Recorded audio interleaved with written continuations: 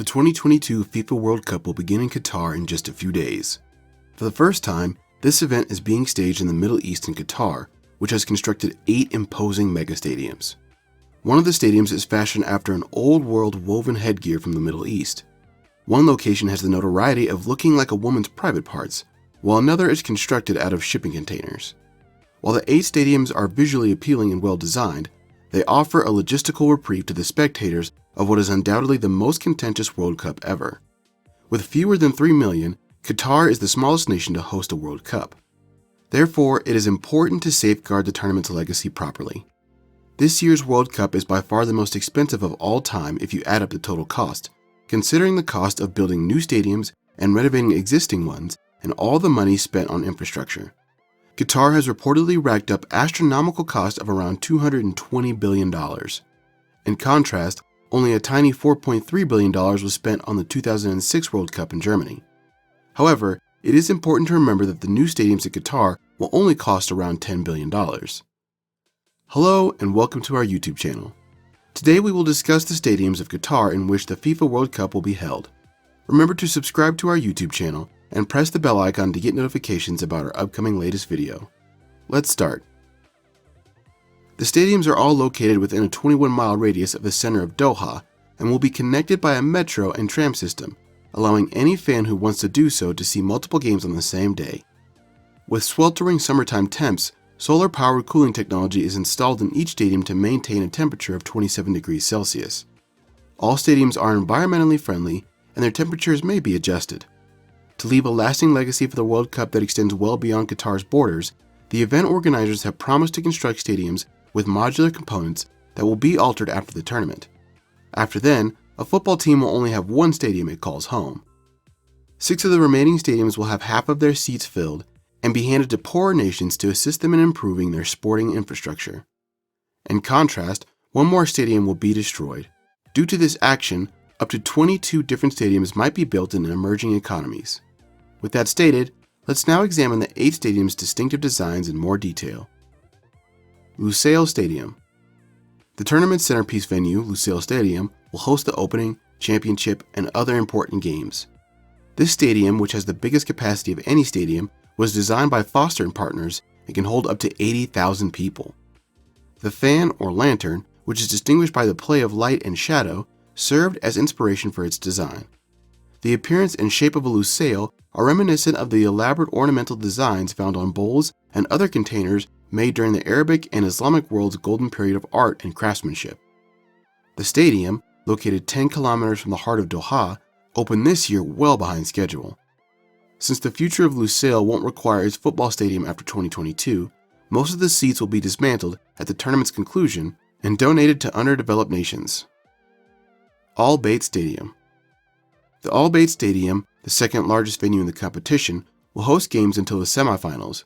It will serve as the venue for 9 games, including the opening ceremony and the contest between the host, Qatar, and Ecuador. The stadium can hold 60,000 people, which is the second highest capacity. The arena is intended to symbolize Arab hospitality, and it is built to resemble the Bad al-Shar, a traditional Arab tent. The stadium's architecture reflects Qatar's history and presents while serving as an example of sustainable development. Because even in November, temperatures in Qatar may soar over 30 degrees Celsius. To keep the heat out, it will also feature a retractable roof, positioned 27 kilometers from the city's core. Although it is the furthest stadium from Doha, those who do not want to leave may stay at the venue's plush 5-star hotel and enjoy the great facilities of its upcoming retail complex. Stadium Al Janoub. Stadium Al Janoub, positioned 3 of the traditional Qatari dhow boats and the nautical history of the coastal communities inspired by the Al Janoub Stadium's contemporary architecture. It has a retractable roof and a cutting-edge cooling system, so events may be held there year-round, even in the sweltering summer heat. It was created by the late Zaha Hadid, a famous British-Iraqi architect. The odd thing about the stadium is how popular Deed's design became when it was initially revealed. Commentators compared the stadium to a women's intimate regions. In the summer of May 2019, Al Janoub Stadium became the first World Cup venue to be finished. Additionally, it can fit 40,000 people. Stadium 974. This stadium was constructed using 974 shipping containers and other modular steel elements, which is a first for the World Cup and echoes the nearby port and the area's industrial past. The stadium can be easily disassembled after the competition because recycled materials were used to construct it. Fewer common building materials were needed for the stadium's clever modular design than traditional stadium construction, which helped keep construction costs low. The only beachfront location with a breathtaking perspective of the Doha skyline is Stadium 974. The result is a unique, brightly colored, and thoroughly contemporary arena. Education City Stadium. Fenwick Eberron architects, renowned internationally, created the stadium's idea. It is located inside the Qatar Foundation outside Doha City Center and will host 6 games up to the quarterfinals.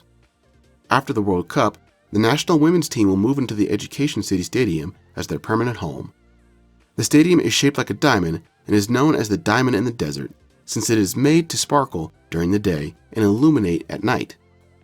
Triangles on the stadium's front generate intricate diamond-like geometric patterns that seem to change color as the sun moves across the sky. Akin to diamonds, the stadium's architecture is a testament to excellence, sturdiness, and tenacity. It will be cherished for the memories it will preserve and its potential future significance to the nation. Ahmed bin Ali Stadium. Ahmed bin Ali Stadium ranks 6th. Until the quarterfinal round, 7 matches will be played in this stadium, which also changed its name from the Orion Stadium and is intended to symbolize Qatari culture. The facade has elaborate designs that depict several aspects of Qatar, including its fauna and its history with trees. The surrounding hospitality spaces and retail shops will be designed to mimic dunes because the venue is next to a desert. Most of the building material utilized to establish the Ahmed bin Ali Stadium were used to build the stadium on the location of the previous playing field. Al Thumama Stadium. 7th-ranked Al Thumama Stadium, the Gafia, a traditional woven hat worn by men throughout the Middle East, served as inspiration for this motif, which is evident in photographs of the stadium. A foundational component of the regional's traditional attire is the Gafia. Additionally, it represents dignity and freedom. With a capacity of 40,000, this is the first World Cup arena built by Qatari architect Ibrahim El Jeddah. Throughout the World Cup, the stadium will host a total of 8 games. The stadium will be full following the competition by donating its seats to underdeveloped nations. Football games and other athletic events will be held in the arena's remaining 20,000 seats. The top stands of the stadium will be replaced with a boutique hotel, and a sports clinic will operate nearby. The area around the stadium will develop into a center for the neighborhood with facilities for many different sports. Several retail and commercial spaces will also be built to guarantee that the area becomes a hive of activity and exercise. Khalifa International Stadium. Khalifa International Stadium, which is ranked 8th. Since it was first constructed in 1976, this was one of the first stadiums to have been used before Qatar was given the right to host the World Cup. Additionally, it hosted the Emir Cup final in front of 40,000 people in May last year. Since it was opened, it has served as the nation's national stadium and underwent substantial renovations to host the World Cup.